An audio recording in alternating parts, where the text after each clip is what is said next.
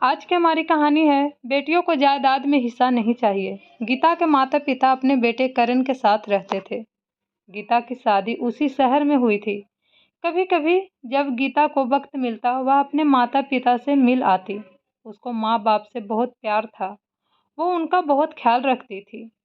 उसकी माँ ललिता जी की तबीयत ज़्यादातर खराब ही रहती थी। गीता माँ को माँ की बहुत चिंता रहती थी। गीता के पिता ने भी अभी अपनी वसीयत भी नहीं बनवाई थी और मकान भी अभी उन्हीं के नाम पर था, क्योंकि गीता के पति देख रहे थे उनके बेटे और बहू का बर्ताव उनके और उनकी पत्नी के प्रति कुछ अच्छा नहीं था। करण की पत्नी अपने सास ससुर को कोई काम नहीं करती थी, बस अपना खाना बनाना और आराम करना, यही काम था उसका। करण भी पत्नी को कभी कुछ नहीं कहता। ललिता जी ने कभी भी करण और उनकी पत्नी के व्यवहार के बारे में गीता को नहीं बताया। जब भी गीता फ़ोन करती आती, माँ पापा हमेशा खुश होकर मिलते। वो नहीं चाहते थे बेटी को उनकी वजह से तकलीफ़ हो। गीता यह सोचकर बेफिक्र थी कि भाई भाभी और पिताजी का भरपूर ख्याल रखती हैं, क्योंकि जब भी गीता आती है वह दोनों माता पिता का पूरा ध्यान रखते थे। एक दिन गीता के पिता ने उसे बुलाया और कहा कि मैं अपनी वसीयत करना चाहता हूँ। मेरे पास जो कुछ भी है उसे मैं तुम दोनों के बीच आधा आधा बांटना चाहता हूँ। गीता ने कहा, भगवान की कृपा और आपके आशीर्वाद से मेरे पास सब कुछ है। वसीयत करने की कोई ज़रूरत नहीं है। आप सब कुछ भाई को दे दो। भाई भाभी आपकी इतनी सेवा करते हैं, यह उनका हक है। ये मेरे विचार हैं और यही मेरा नज़रिया है। पापा मुझे कुछ नहीं चाहिए, बस आप लोग हमेशा खुश रहें। गीता के पापा ने कुछ नहीं कहा। करण और उसकी पत्नी बहुत खुश हुए गीता की बात सुनकर। अब वो पूरी जायदाद उनके हाथ में आ जाएगी। अब तो सारी जायदाद मिलने से करण और उनकी पत्नी ने सारी हदें पार कर दी। उन्होंने अपने माता पिता को और ज़्यादा परेशान करना शुरू कर दिया। एक दिन करण अपने माता पिता को घर से धक्के देकर निकाल रहा था, तभी गीता वहां पहुंच गई। उसने यह सब देखकर बहुत दुख हुआ।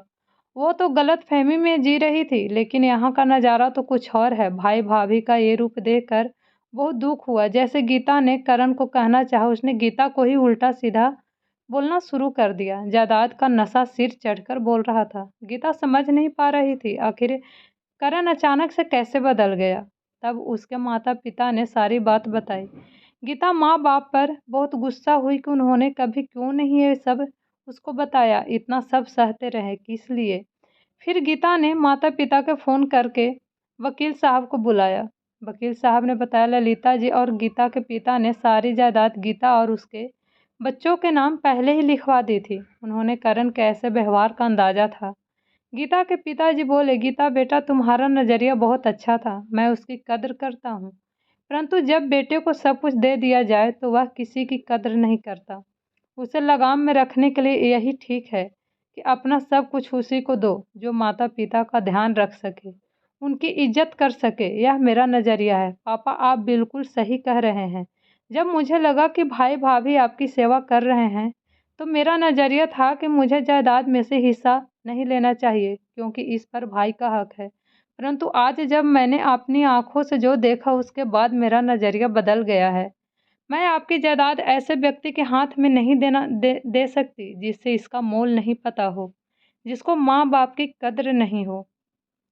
इसके बाद गीता अपने माता पिता को अपने घर ले गई और अपने भाई भाभी को उस घर से निकाल कर सारी जायदाद एक वृद्धा आश्रम को दान कर दी, जहाँ ऐसे ही अपने बेटे द्वारा सताए बूढ़े माता पिता अपना जीवन यापन करते हैं। क्योंकि गीता के पास भगवान का दिया बहुत कुछ था। वो चाहती थी कि इस जायदाद को कहीं ऐसा इस्तेमाल करो जहाँ लोगों को ज़रूरत हो, और उसने ज़रूरत लोगों में ही उसका इस्तेमाल किया। दोस्तों, इसमें मैंने लड़की को जायदाद लेने के बारे में दोनों नज़रिए प्रस्तुत करने की कोशिश की है। वास्तव में किसी भी बहन को अपने भाई के हक में से हिस्सा नहीं चाहिए, परंतु अगर भाई अपने माता पिता के प्रति सेवा भाव नहीं है तो उसका कोई हक नहीं है। बेटियों को कोई लालच नहीं होता। वो अपने परिवार को बहुत प्यार करती हैं, लेकिन अपने माँ बाप को दुख में भी नहीं देख सकती हैं। अगर आपको ये कहानी पसंद आए तो मेरे चैनल को लाइक एंड सब्सक्राइब ज़रूर कीजिएगा। Thank you so much.